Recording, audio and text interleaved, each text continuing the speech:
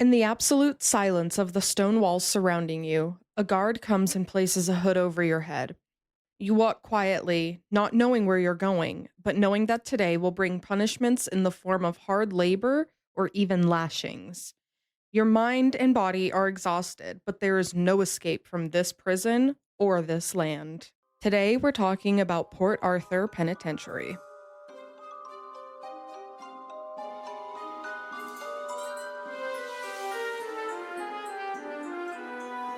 Heyo, and welcome to another episode of the Darkives, where we tell serious history not so seriously. I'm Jamie talking to Leo. And I'm Leo listening to Jamie. And as mentioned up top, today we are going to be talking about Port Arthur Penitentiary. Okay, where is Port Arthur Penitentiary?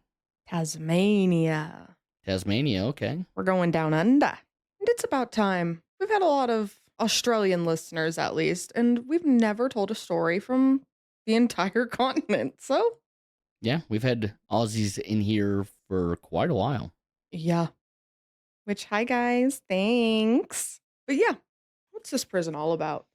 The Port Arthur Penal Settlement, which is named after the Lieutenant Governor George Arthur, was established in 1830 originally as a timber camp. In 1833, though, it began to be used as a jail, or more accurately, a hard labor camp. This is where the baddies went to go work off their sentences. Yes, yeah. Prisoners there would do agricultural and farming work, as well as blacksmithing, shoemaking, tailor work, basket making, carpentry, among just a few of the skills that they would learn. A lot of trade labor going on A there. lot, yes. This settlement is located on Tasmania, which is an island state off the south coast of Australia. There was a lot of natural advantages to building a jail here. While not technically an island, this area, Port Arthur, is connected to Tasmania with only two small strips of land, and they were both heavily guarded. One of these little strips of land is called Eagle Hawk Neck, and it was guarded by both men and dogs. Definitely don't want to try and make an escape down that road.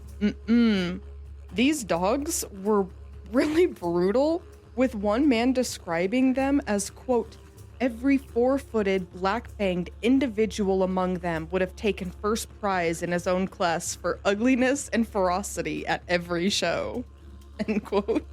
Mean dogs. Mean, scary dogs. There's even a legend that the surrounding waters were kept baited for sharks to try and discourage people from swimming through them to get back up to Tasmania.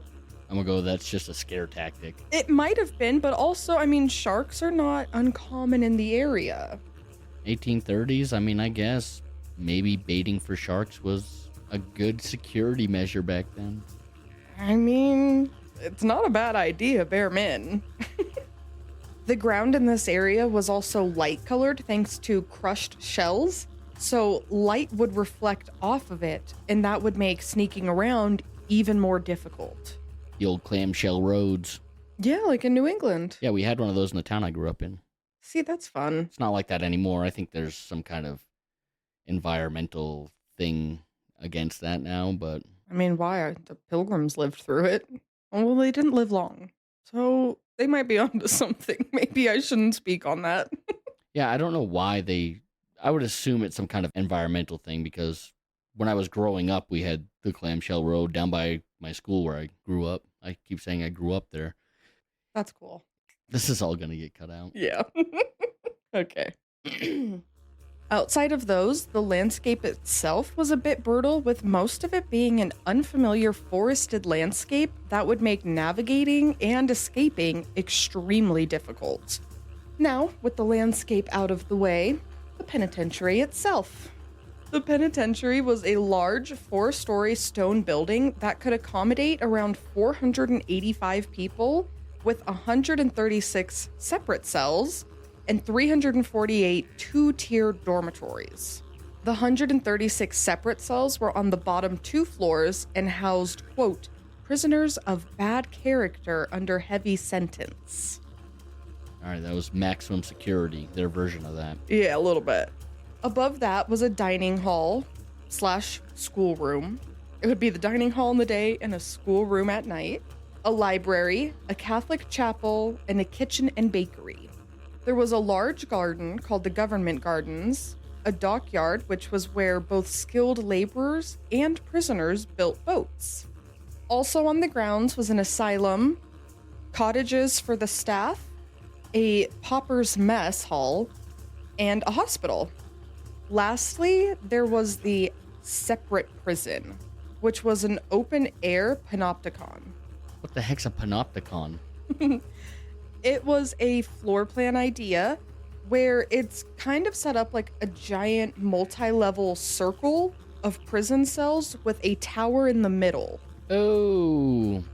Yeah, so a watchtower in the middle, circular in structure, so that way one person can, like, monitor a whole level. That is exactly the purpose. It was set up like this specifically so that way the prisoners wouldn't know where the guard or guards were looking. So the idea is that all the prisoners would be on their best behavior because they never know when they're being watched specifically. Good system. Yeah. Port Arthur was used as, it was kind of like a secondary prison where convicts who had committed other crimes in different parts of the colony were sent. So it was essentially kind of like a repeat offender site. Okay.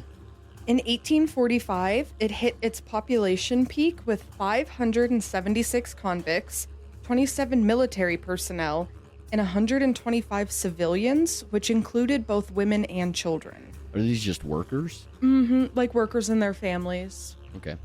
Now, one last location that I will tell you about before getting into life at the penitentiary is the coal mines.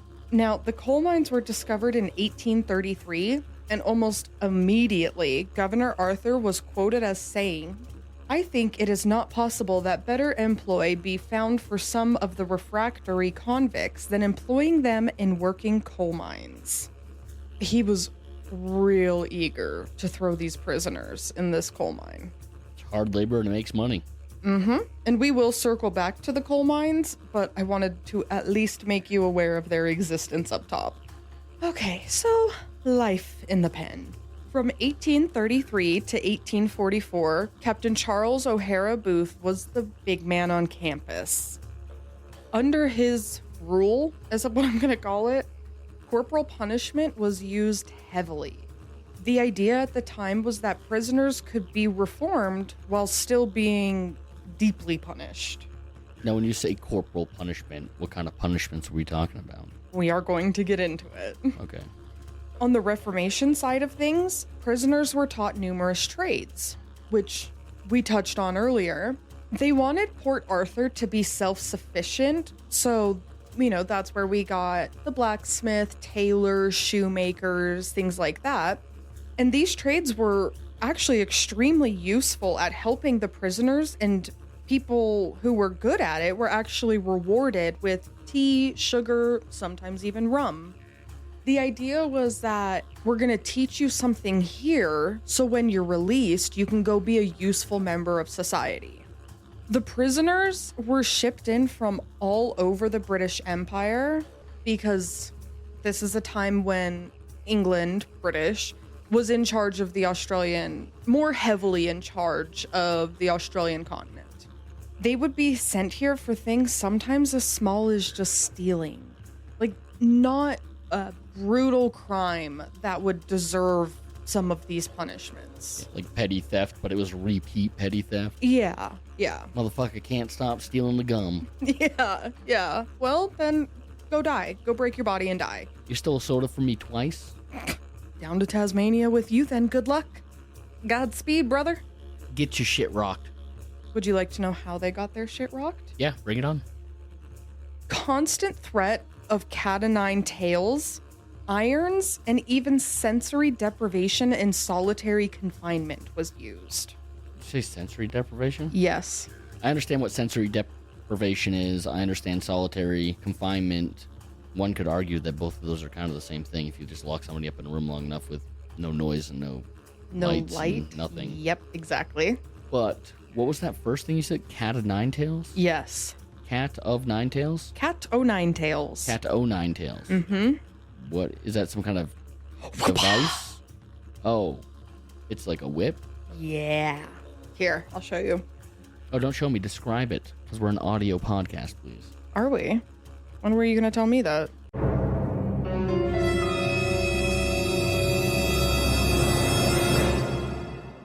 What? Sorry, there's a spider on the little thing behind you. Oh, he's fine. He's cool. Okay. A cat o' nine tails is picture the regular whip, make it smaller, and add 9 ends to it. Oh, I think I've seen these before. Mm-hmm. They're like little S&M whips. Okay. Well, I don't know about that, but yeah. Somebody's not a freak. Ooh. No. Yeah, they have a little like leather handle and then Literally. tendrils of leather strips coming off of them. Yes. The reference I'm going to make is the show Vikings. There's a guy in there that's a little on the S&M scale. Hot. And he gets whipped by these. He likes to be whipped and also whip with these things. But You know watch what? freaky shows. Huh? Oh, yeah. I'm into weird stuff. Well, now the rest of the world knows. Yeah. But that was the threats. I would never use them. Dead air, dead air, dead air. Those were some of the punishments, and hard labor was the regular. The coal mines in particular were extremely brutal working conditions. The hardest labor was being in a carrying gang where they were working with the timber in the area. So it was long days filled with manual sawing, carrying logs, just brutal backbreaking work all day, every day. Logging before chainsaws and trucks and cranes and things like that, doing everything by hand, felling giant trees, creating logs out of them and manually packing those. That's ass-kicking work for sure. Mm-hmm.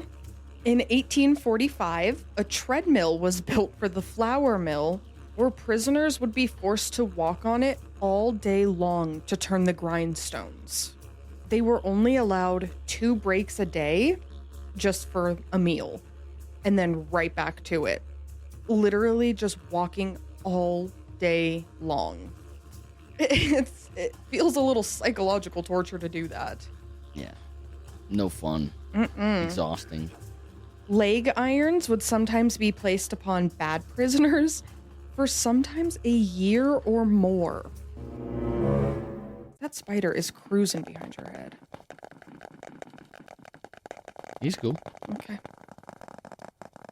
He's like translucent a little bit. Freaky. I don't like spiders. I try to respect them in their space, but they're freaky looking. He's having a good time. Okay. He might come down on my shoulder. I wish he wouldn't. That's fine. Okay. I'm going to become friggin' Spider-Man at the end of this episode. Ready? Oh. If he bites me... I'm just glad there's some distance here. I don't want to be near all that. The cat o' nine tails was also used, and this was applicable to everyone there. So not just the prisoners, but also these soldiers and some sailors would be whipped with this thing. The unfortunate person who was to be whipped was tied to a wooden frame that was in the shape of a triangle, and they would be lashed on their bare skin. By the 1840s, luckily, this was used less often, and with the introduction of the separate prison, it was abandoned altogether, which we will talk about the separate prison, but just, I can't stand whipping. Could never be an S&M girly. I couldn't. Freaks me out too much. Yeah, I couldn't do it either. I have a thing with like being slapped or pinched. Not like a fan. The sharp little pain things. Mm-hmm. I love tattoos and stuff. Like I can sit all day and get tattooed. That's more of a... It's like a little bee sting almost. Well, that's like a constant pain. That's easier to get behind than just quick, sharp stabbing. Yeah, exactly. The sharp pain, like that quick little sharp. Like I said, even a smack. If somebody smacks me in the face, oh man, I see red. No way. Pinch me, I might twist an arm. Oh God, okay. In 1848, however, the focus of the prison switched more to a psychological punishment in an attempt to break their spirits, not their bodies. In 1851, the separate prison was built, and here silence was enforced, and prisoners were even kept hooded, so they could only sit and think about shit. Ideally, their crimes. Just sitting there with a sack over your head all day. And if you were moved anywhere, you had a sack over your head that only had like a small slit for your eyes. So your sense of direction was a little muddled, and if anybody saw you, you wouldn't be recognized in any way. All jail cells and even their exercise yards were kept separate, so solitude was the only thing that people knew here. In another kind of demoralizing, demeaning move, prisoners even lost their names. They were only referenced to as a number on a metal badge that they got when they first arrived. They would stay in those cells all day and all night, only being let out for church, cleaning, and an hour for exercise. So they would work and eat in their cells. Now, even worse than this solitude was the dark cell, which was complete darkness and complete silence. I do have a question before we get into that. Yeah. All of that working, eating, everything in the cell is all done with the sack on their head. No. It's just when they're moved in transport? Yes. Okay. Yes. Okay. I was like, damn, these guys are just running around looking like Scarecrow from the Dark Knight. In the dark cells, though, they were only allowed bread and water and only allowed to leave after 3 days for an hour of exercise. Sentences for the dark cell lasted anywhere from a few hours up to about 30 days. I was born in the darkness. Yeah, you're making little Banes all over Tasmania. Now it's Bane Mania. Sorry. Dumb. Going to kind of switch gears on you here. From 1834 to 1849, the first juvenile prison of the British Empire was used just across the bay from Port Arthur. Point Pure was used for boys. Young boys. The idea was to keep them away from the harder, older men to try and teach the youth trades and religion as a form of reformation. It was divided into 2 separate groups, the general class and the crime class. The general class had a 2-story building where the first story was a mess room where they ate, and the second story was a dormitory. 170 boys could be housed here. The crime class were housed in essentially a jail with separate cells and solitary confinement. This building could house around 200 boys. More of the dangerous boys than the not so dangerous boys. Mm-hmm. Yeah. Prepping for the degenerative youth to come in. Is the general class just kind of lower income boys to go to school, or is this all kind of a school for wayward boys to learn a skill and become successful members of society? From what I read, I gathered that it was a jail, like a juvie center for them, but depending on the severity is where they went. Okay, so it's all wayward boys. Yes, yeah. Okay. Quick little schedule of their day. At 5 a.m., they were awoken, told to roll up their mattresses or hammocks, then gathered for morning prayer. 7 a.m. was breakfast. 8 a.m. was work, and they would work until 5 p.m. with a lunch break. After work was dinner, then school for 2 hours, then prayer and bed. Wash, rinse, repeat every day, Monday through Friday. And party on the weekends. Yeah, and then on the weekends, they were free to go anywhere they wanted. No? No. No. It wasn't too bad. Saturdays was when the surgeon came in to make sure that everybody was physically able to work, and Sunday was just for church and school. So not terrible. Any free time they had, they were allowed to go swimming or go fishing. Not so bad. I wouldn't mind fishing my sentence away on my free time. Yeah, not bad. You know, these are for young boys, so it was a little bit more lenient. They were hoping for more reformation at this point. But go swimming. Was there a pool, or was this just swimming in the ocean around there where they're baiting sharks? Oh my gosh. Oh, I don't know. I didn't think about that. Where were these boys swimming? I don't know. But yeah, go swimming if you want in your free time. See if you come back. Ignore that fin out there. That's nothing. Yeah, nah. I actually don't know. I didn't even think about that. But okay, so for the work that these boys did, it was physical labor as well. If they were good boys, they would be allowed to switch and go work on a trade, though. If they were bad, punishment came in 7 different forms, like 7 different levels. Now, the levels that I'm going to read to you is almost verbatim from their website. So the language is going to be a little different than how I would normally talk, but I wanted to be concise with this. Okay. So level 1 was confinement to the muster ground or deprivation of play period. All right. You don't have free time no more. Nope. Oh, the spider's on my arm. Oh my god, please. He's fine. I just felt him crawling on there. Hey, what's up, bud? He is on crack. Here, let's put him outside. We're fine. Will you please put him outside? Yeah, I'll put him outside if I can find him. You need to go sit in your chair. Don't mess with your mic. See, this is all good content right here. We got a loose spider in the office here. Okay, just give me a second here.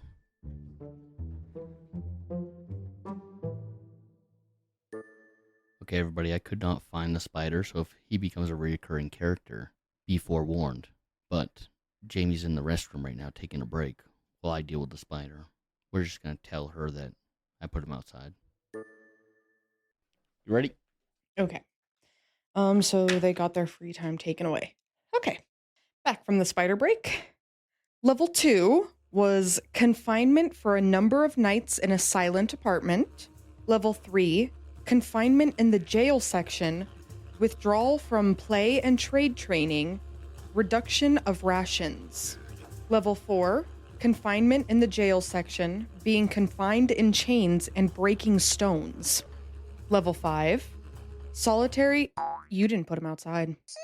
Oh, there he is. Oh my god. I told everybody I couldn't find him, so we're just going to pretend like I put him outside. Okay, I'll grab him now. You can't lie to me.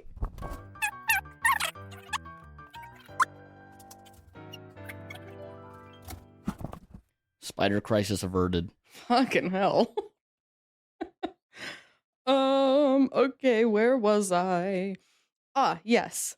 Level 5 was solitary confinement in a small 5.5 by 3.5 foot cell for our non-Americans, a 1.67 by a 1.06 meter cell with only bread and water for up to 14 days. Level 6, corporal punishment with up to 36 lashes on the ass. And finally, level 7, transfer to the adult prison. Well, level 6, was that lashings with, like, the cat o' nine tails, or is that lashings like they just spanked these boys? It did not specify. It just said lashes. It said lashes on the ass. I said ass. I thought you said you were going to read it verbatim. So I we knew said it was going... almost verbatim. It said something goofy, like I can't trust you. I don't know what you've said. on the lower back end. We know what that means. That's ass. Trust. Trust and believe. I feel hoodwinked.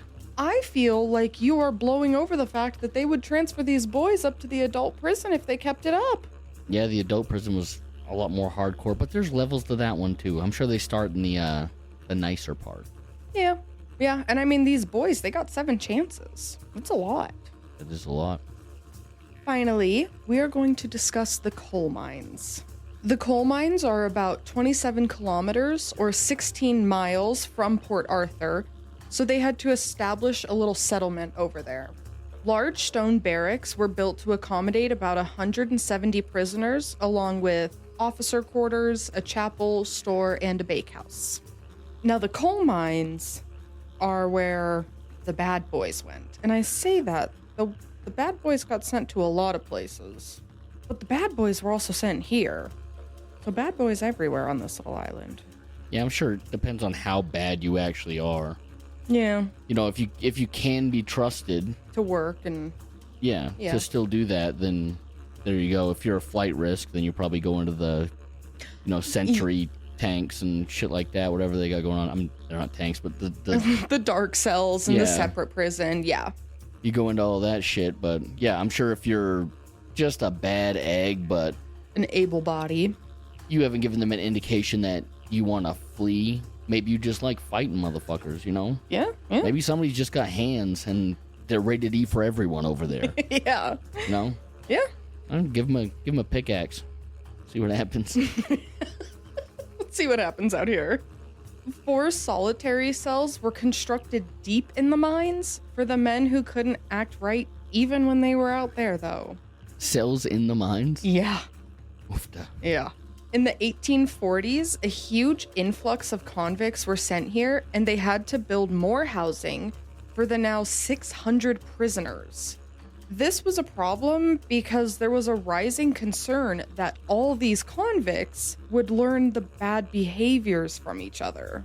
Yeah, well, whatever you're doing at the main prison isn't working because they're all getting sent here as punishment, and you have to create more and more room for them. Yeah. Yep, and they're not confined. They can talk while they work. This is a long quote, but it gives an insight into what it was like there and why they had these fears of learning from each other. Quote, "I have seen congregated at the mines men of every class, age, and station, whether he had been a thief, burglar, deserter, poacher, or forger, whether convicted of manslaughter, rape, bigamy, embezzlement, or highway robbery. All were then mixed together, each perhaps with an adept in the particular crime for which he was transported for this country, but ignorant of many others. However, after a short period spent amongst such a variety of fellow prisoners, locked up together at night in the huts, listening to their talk and stories of exploit, daring and low cunning in relating deeds of his own past life, he soon became identified with them and acquired a knowledge and insight of each different variety of crime." End quote. Yeah, makes sense. I mean, some of the most hardened criminals around from all different walks of life telling about how they got away with it so many times and what got them caught. Mm-hmm. You're picking up skills they didn't want them to pick up. Yeah, exactly. So, wait a minute, you can do this? Yeah, it's easy. Oh, wait, how did you do that? Another problem down in the mines that was a bit unexpected was sex. Getting dirty on the mines. Getting dirty in more ways than one. Hopefully consensual. We do have sexual deviants down here. Yes, we do. Despite adding more lights, holes in doors and shutters, and irregular visits by officials to throw off the men, sex was prevalent down in the mines. They wanted you to watch. 1846 saw over 100 separate apartment cells being built to try and separate the men, but the men were still fucking. They were figuring it out. A general in 1848 said that despite all these efforts, the coal mines, in the aspect of stopping sex, was the least satisfactory of all the stations. Run around, just rip guys off of each other. Like, come on, get off of him. Come on. Come on. Come on, can you guys just work, please? Jesus, stop banging each other so much. They're just fucking and talking about their crimes. Sounds like they were having a good time. Social hour over there. Yeah. Very fun to me. Yeah, they've got apartments. They're banging. Yeah. Everything's fine. They're chilling. Well, the convicts worked in 2 8-hour shifts to meet the daily quota, which was 25 tons of coal had to be moved. That is a fucking lot of coal. I don't know how they even had time. Like, they had to have just been quickies because we got a fuck ton of coal to dig. How y'all making time to fuck? The heart wants what it wants. And I'll tell you what, It wants that booty. if you gotta find time for loving, you're gonna make the damn time. And Okay. they did. That's the carrot at the end of the Stick. stick. Yeah, they're dangling that carrot. Oh, they were doing something with their carrots. Conditions down here obviously sucked. Low ceilings, complete darkness outside of the light's reach, stale and damp air that would actually put out the lights. Like, it was so dank and damp down there that their oil lights were constantly going out. That's why they were banging, just bumping into each other. Well, okay. Funny that you mentioned that, because the men, they would get so hot down there that they would only work in their pants or sometimes naked. Just thinking of the excuses, the guards coming, hey, break it up, what are you boys doing? I go, sorry, I tripped and fell. I was just trying to get past him and he backed up into it. Yeah, I was just squeezing on by, he backed it up. My And bad. then we got locked up. I can't see, I keep bouncing off the wall as I'm pulling back. I don't know what's going on here. It's hot and dark, I'm confused. In 1848, the mines were officially closed, though. The funny thing is that I don't know why I didn't include this, but I read that the coal that was being taken out of these mines was like shit. It would not burn well and it would pop. So it would burn the floors of the places. Like it wasn't even good quality coal. They were just doing this as a punishment. Like it wasn't for any really good coal. Yeah, they thought they were punishing them, but really they just created an underground sex ring. Hot. Hot. Gotta do it. Transportation of prisoners ended in 1853, and from then, the population of Port Arthur began to decline. It eventually was compared to like an old person's home.